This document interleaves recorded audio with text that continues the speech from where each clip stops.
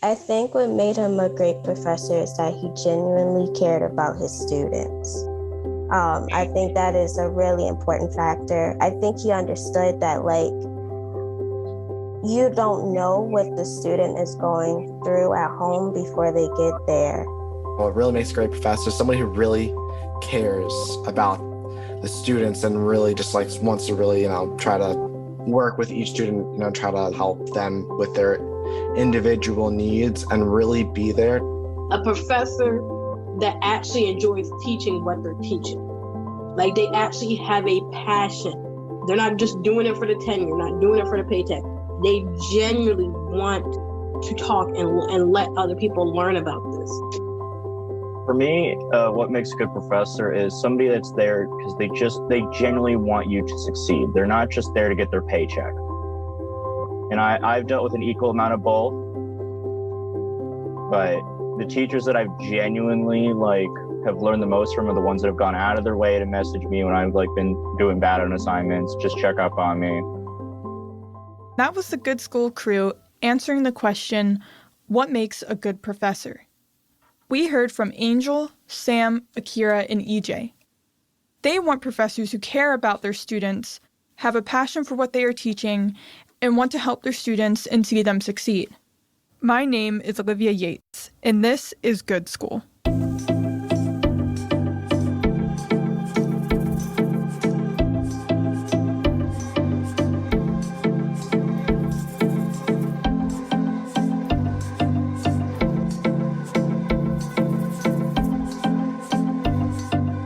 Although we all want our professors to have these qualities, there are a lot of issues they face as faculty.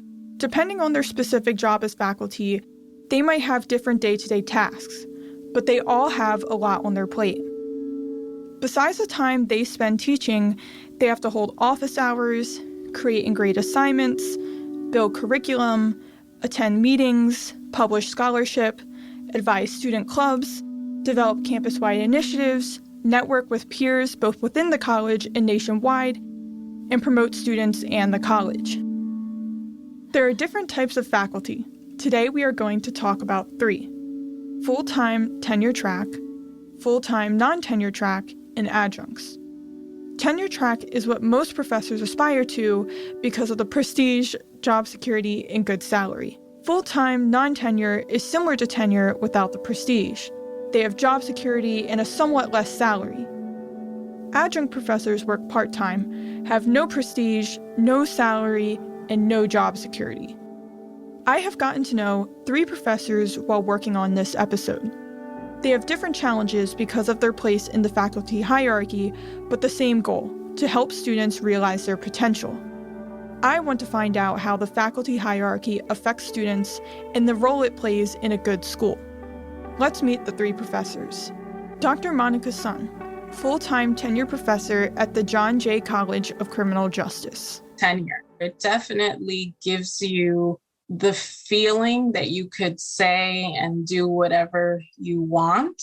I am a very mindful person, so it's not like I'm doing whatever I want. But for me, as a woman of color and as a chair, it allows me to influence the administration, especially the provost, the president, in a way that leans towards really student success and really advocating for students of color, really advocating for issues that impact access and opportunity, and being a voice to that. Meanwhile, Professor Kazire, a full-time, non-tenured track professor at the Community College of Baltimore County, CCBC, is trying to organize a faculty union for non-tenured professors so he can have some of the safety nets of a tenured professor. We do not have tenure at CCBC. I just started a new 5-year contract. So, I have job security, I suppose, for the next 4 years. I think that having a faculty union would give the faculty would give us real sort of power in the workplace. Finally, Professor Rob Bennett, a colleague of Professor Kazire and an adjunct faculty, confronts the reality of being part of the professorial gig economy. There's no job security in being an adjunct. You basically work for hire. You'll be let go at any moment for any reason. So all three professors have different job titles and roles, but what do they mean? Here is Dr. Adriana Kizar, a professor at the University of Southern California and the director for the Pullius Center for Higher Education, explaining the different faculty models in higher education. So actually, the type of institution that you're at matters less because these three type of faculty exist across all of them. So the first type is the one that is decreasing significantly. There are about 30% of the faculty are left on tenure track full-time appointments, which means that not only are they employed full-time, but they have protections from being let go from their employment. And so tenure has been a protection against politically motivated individuals who over the course of the last 100 years have fired or tried to fire faculty who do research or teach things they find controversial. That's 30% of our faculty. It used to be about 80% of our faculty. Then the other group is the largest group, and that is part-time adjunct faculty. They are now 52% of the faculty. They are hired semester to semester, so the length of their job security is 4 months. As you can imagine, that makes it pretty precarious. They were initially hired to fill in specialized expertise in a curriculum. So an adjunct professor has no job security, and a tenure professor has job security. And in the middle of the job security spectrum is the full-time non-tenured professor who works on multi-year contracts. If we're not returning to an academy that has a commitment to tenure, at least we could have a commitment to long-term contracts, which would at least protect speech in the classroom and in research. It would make that more possible. The type of faculty that are at an institution and the way they are treated impacts student success. At CCBC, where I graduated from, about 37% of the faculty are on long-term contracts.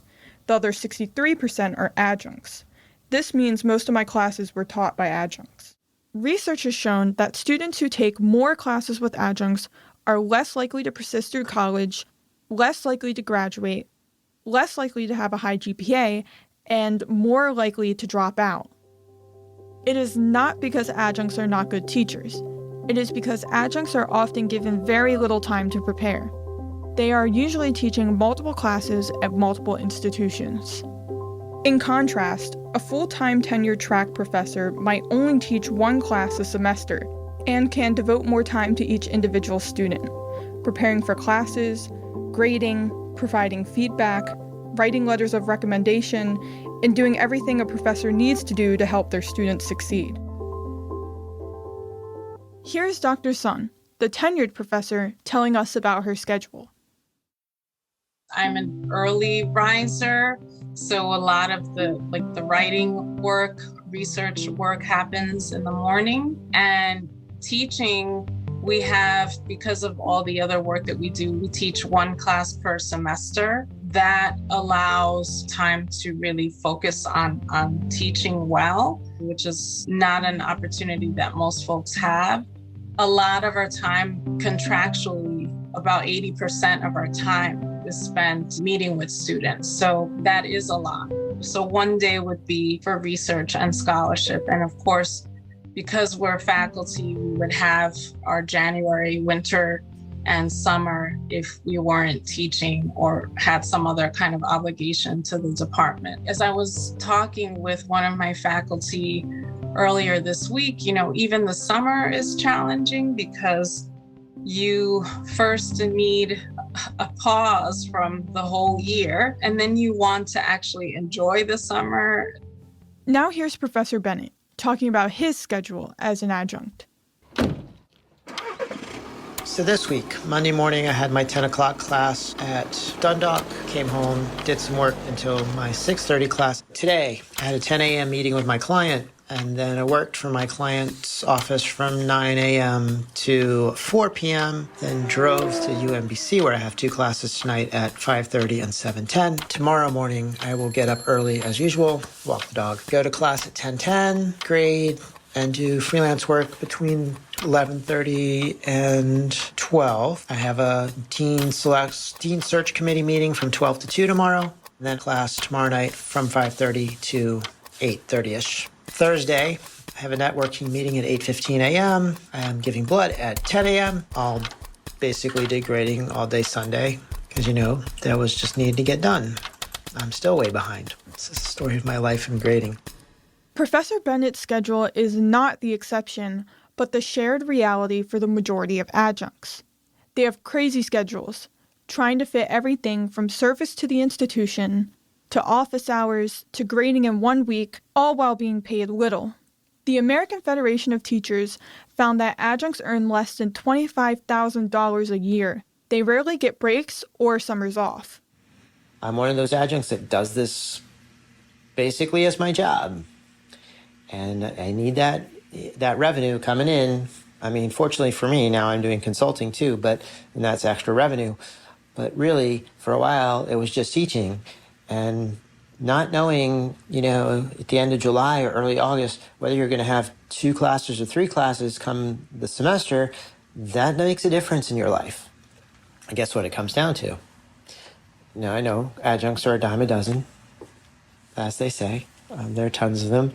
But I like to think I'm a pretty good teacher and that people would want me teaching their students.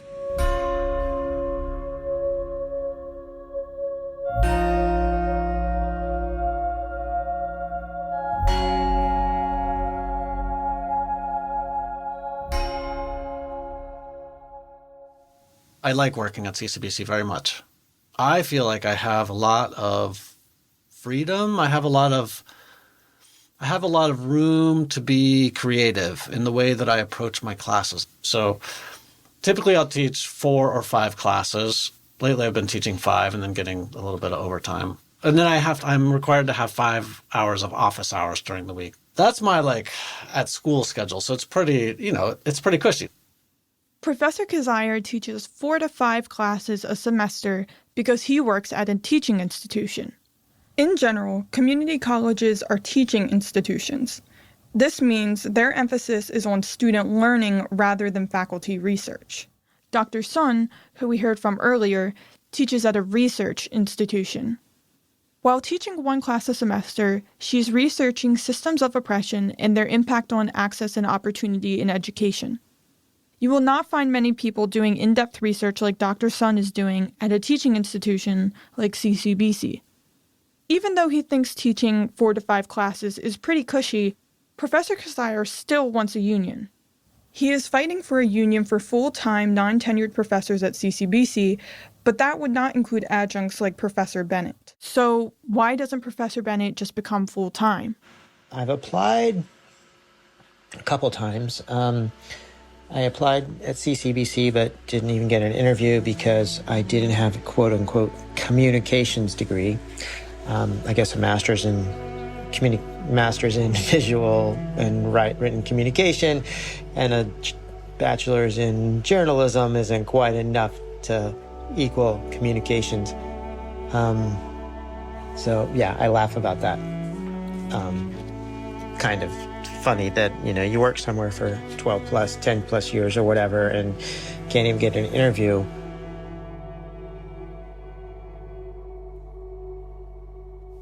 Even though it is contrary to logic, adjuncts are usually not seriously considered for full-time positions in the institutions where they already work.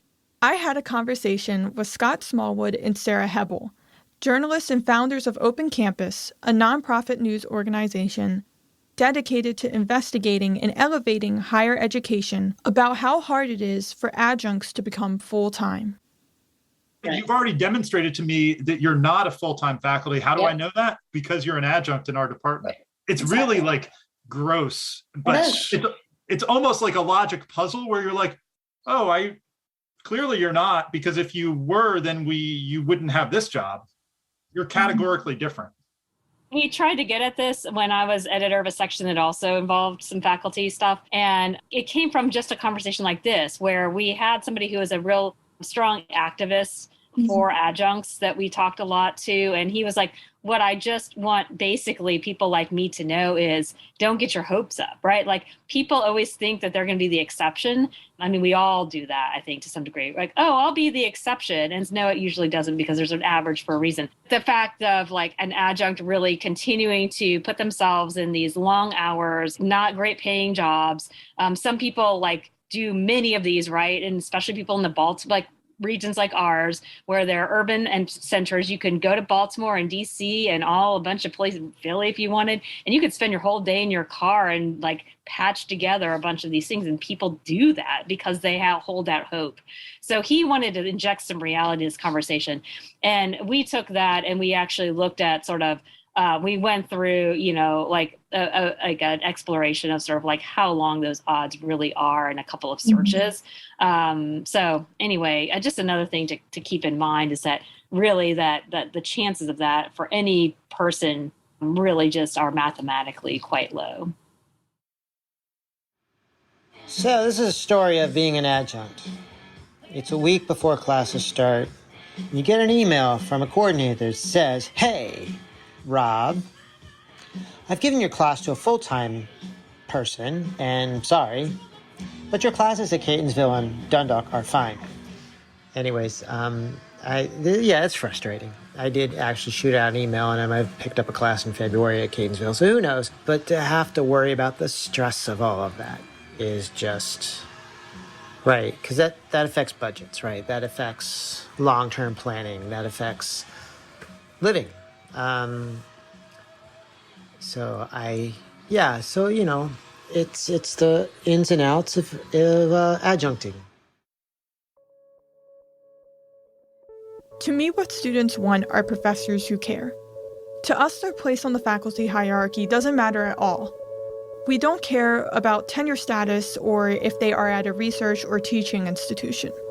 All that matters is that they help us be our best. But what I'm learning is that the issues affecting the faculty hierarchy, what I earlier thought of as prestige, could mean professors have more time to perfect classes and connect with their students.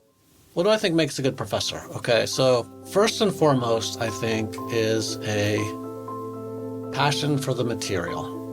I think a good professor is someone who really cares about the material that they're teaching. And I think that shows, I think the students can sense that, you know what I mean? Because if they have passion for the material, then they can bring that energy to the students, right? I think that also makes a good professor, someone who's willing to work with students to help, to find the way that they can best, discover the material. I love that question. Someone who has humility, who really is walking in with a sense that they're also a student and they're also learning. Really someone who thinks about teaching and learning as transformational, that understands that there's a capacity for real change to happen. I think the most important aspect of being a good teacher is actually empathy. So on that aspect, you can connect with them. I think once you've been able to connect with them in that way, through that empathetic lens, it just makes it easier to really kind of teach them, grow with them, inspire them. Empathy, or as Angel, Sam, Akira, and EJ said, a professor who cares. Today we've heard from 3 of them, and their status on the faculty hierarchy doesn't seem to affect whether or not each is a good professor in their students' eyes. What seems to impact student success most is not, are the professors good, but rather, is the school good to the professors?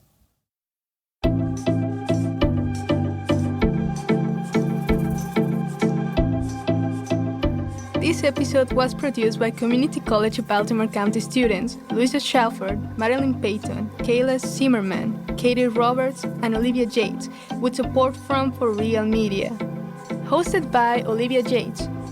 Writing consultant and editor Stacia Stein. Edited by E.J. Snyder and Kyle Woodward. Original music and sound design by Kyle Woodward. Audio engineering by Nicholas Carlin. Cover art by Jacob Elliott. Thank you to the American Council of Learned Societies, the Andrew W. Mellon Foundation's Humanities for All program, and CCBC Students Live for founding this episode. Thank you to CCBC librarians Jean Boggs, Jamie Whitman, and Elizabeth Godwin for research support, Professor Jeremy Kaplan for his support and guidance, Kelly Hurd and Ariel Nissenbland for marketing consultation, Angel Lewis, Kaylee McIntyre, and Andrea Alvarado Avila, that's me, for managing our social media. Dr. Monica Son, Professor Carl Kassir, Professor Rob Bennett, Dr. Adriana Kizar, and journalists Scott Smallwood and Sarah Hebel for participating in this episode. And to the whole Good School crew for hanging in there and working hard over the past 2 years to produce this podcast series. Good School is a production of For Real Media, a Baltimore podcast production house, removing perceived barriers to media production and bringing more inclusivity to storytelling. Find Good School on Instagram, Facebook, and Twitter at Good School Pod. Tell your friends, your family, your students, your colleagues, and anyone you think will be interested about our podcast. Leave a 5-star review to help others find us. Don't forget to subscribe to this podcast so you will always know when new episodes drop. Go to forrealmedia.city/good-school for more information about this episode. You'll find a link to the article journalist Sarah Hebel mentioned, a transcript of the episode, and more in our show notes. Bye for now!